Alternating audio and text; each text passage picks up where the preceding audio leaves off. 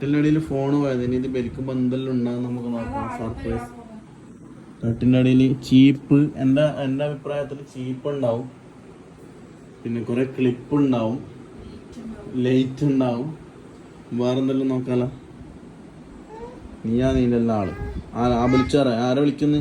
ഫയർഫോഴ്സിനാ phone എടുക്കാൻ.